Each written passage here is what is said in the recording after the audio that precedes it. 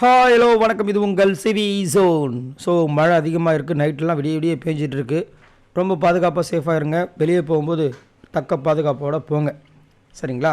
So இப்போ பார்த்தீங்கன்னா ப்ரொமோன் வந்திருக்கு. இந்த ப்ரொமோனை பார்க்கும்போது விஜய் பார்வதி இல்லைன்னா இந்த பிக் பாஸ் சீசன் 9 ஹூ அப்படின்ற மாதிரி தான் இருக்குது. ஏன் அப்படின்னா, சரி இந்த வாரம் ஒரு சேலஞ்ச் எடுத்துக்கலாம். ஏன்னா போன வாரம் லைட்டாக கொஞ்சம் மிக்ஸ்டப்பாக ஒரு சில பேர் வந்தாங்க. இந்த வாரம் வந்துட்டு யார் வந்து ப்ரொமோ ஃபுல்லாக வராங்க? நேற்று ஃபுல்லாக விஜய் பார்வதி, ஏன் லைவ் ஃபுல்லாக விஜய் பார்வதி தான் வந்தாங்க. சரி இந்த ப்ரோமோ விஜய் பார்வதி, அதாவது கேள்வி கேட்குறது அவங்க தான், பிரச்சனையை உண்டு பண்ணுறது அவங்க தான், பிரச்சனையை சால்வ் பண்ணுறதும் அவங்க தான், பிரச்சனைக்கு ஒரு தீர்வு கிடைக்கிறது அவங்களால தான். அப்போ இந்த வீட்டில் வேறு எல்லாம் மற்றவங்களாம் என்ன பண்ணிகிட்ருக்காங்க? கலையரசு இந்த பக்கம் வந்து பார்த்துட்ருக்காரு.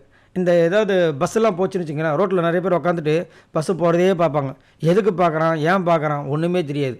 ஆனால் அது பிடிச்சிருக்கும். ஒரு பஸ்ஸாக பார்த்துட்டு உட்காந்துட்டு இருப்பாங்க, டைம் போகிறதே தெரியாது. சூப்பரில். சரி, இங்கே வந்து விஜய் பார்வதிக்கும் கேப்டன் தலை பிரவீன்ராஜுக்கும் செம்மையாக மோதுறது பாவம் அவர். ஆனால் நான் வந்துட்டு எப்படி பண்ண போகிறேன் பாருன்னு சொல்லிட்டு வந்தவரை டெய்லி போட்டு கிளிக்கிறாங்க. அவர் முடியல, அவரால். ஒரு வார்த்தை சொல்லிட்டார், இந்த வாரம் இதை வந்து நான் ஆர்மி கேப்பாக மாற்ற போகிறேன்னு. அவங்கெல்லாம் சப்போர்ட் பண்ணுவாங்கன்னு நினச்சி இவர் வாயை விட்டார். அவங்க சோல்ஜர்ஸாக நடந்துப்பாங்க. ஏன்னா சோல்ஜர்ஸ்லாம் மேஜருக்கு வந்து எவ்வளோ இது கொடுப்பாங்க, மரியாதை கொடுப்பாங்க, பயமாக இருப்பாங்க. இங்கே அந்த மாதிரியாக இருக்குது. அந்த பொண்ணு அதுக்கு மேலே ஒரு மேஜராக இருக்குது. மேஜர் பிரச்சனையும் அந்த மாதிரி தான் இருக்குது. விஜய் பார்வதி ஆனால் கேள்விக்கு செம்மையாக கேட்குறேன். சார், அவர் ஒன்று சொன்னார்ல, பிக் பாஸ் ஒன்று சொன்னார்ல, நீங்கள் இப்போ வீட்டை வந்துட்டு ஆர்மி கேம்ப் மாதிரி மாற்ற போகிறீங்களா? அவர் ஆமாம்மா, இதை இந்த வாரத்தை வந்துட்டு நான் எப்படி கொண்டு போகணுமோ அப்படி கொண்டு போகிறேன், கொஞ்சம் புரிஞ்சுக்கோ.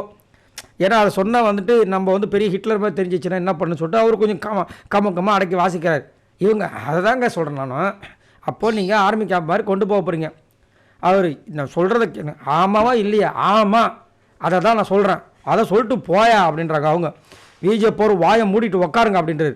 அதான் அந்த ஆர்மி மேஜர் மாதிரி ஸ்டைலில். நீ சும்மாவே கேரக்டரில் இருப்ப, இப்போ ஆர்மி கேம்ப் வர சும்மா வந்துட்டார் போயா அப்படின்னு நாக்கை கடிச்சிட்டு உக்காடுறாங்க. இது இந்த பொண்ணு முன்னாடி வேறு யாராவது ஜென்ஸு நாக்கை கடிச்சு சொல்லியிருந்தா விட்டுருமா இந்த பொண்ணு? இல்லை அந்த பொண்ணுக்கு சாதகமாக பேசுகிற யாராவது விட்டுருவாங்களா? பொண்ணு முன்னாடி ஒரு ஆம்பளை வந்து நாக்கை கடிச்சு பேசலாமா? எவ்வளோ பேர் தேச துரோகம் தெரியுமா இது அப்படின்ற மாதிரிலாம் பேசியிருப்பாங்க. ஆனால் இங்கே பார்த்தீங்கன்னா அசால்ட்டாக கலாச்சிட்டு உட்காந்துச்சு. அவர் கம்முன்னு இருக்கார். இங்கே வந்துட்டு எப்படி ஆகிடுச்சுன்னா, நிறைய பேர் வீட்டில் லேடிஸோட ஒரு சில விஷயங்கள் இருக்கும், கை ஓங்கி இருக்கும். அவங்க பொண்டாட்டி தாசன் அவங்களாம் சின்ன செல்லமாக அழைப்பார்கள். அவங்களெலாம் இப்படி தான் என்னாலும் இப்போ நாங்கள் சிரிச்சுட்டு பரவாயில்ல உட்காருமா, ஏமா கோவப்படுற அப்படின்னு போவாங்க. அந்த மாதிரி எனக்கு தெரியுது. ரைட்ரா, இன்றைக்கி நாள் செம்ம அமுகமாக இருக்குது. இன்னொரு கொடுமை என்னென்னா, நைட்டாக வந்து சாப்பாடு எல்லாத்தையும் தூக்கின்னு போயிட்டாங்க. இவங்களே பாவம் வந்துட்டு இந்த கஞ்சி, ரவா கஞ்சி செஞ்சு நைட்டெலாம் சாப்பிட்டுட்டு இருந்தாங்க. சோறு இல்லை, ப்ரெஷ் இல்லை, மேக்கப் செட் இல்லை, எதுவுமே இல்லை, சோப்பு சீப்பு எதுவுமே இல்லை. குளிக்கணுன்னா கூட சும்மா தண்ணி ஊற்றிட்டு தான் வரணும். தலைக்கு போகிற ஷாம்பு இல்லை. அவன் 1008 பிரச்சனை இருக்கும்போது இந்த அம்மா வந்து ஒரு பிரச்சனை கிளப்பி விட்டாங்க பார்த்தீங்கன்னா, அதுதான் ஸ்பெஷலிஸ்ட் விஜய் பார்வதி. இதை பற்றி உங்களோட கருத்தை சொல்லுங்கள் பாய் நண்பர்களே.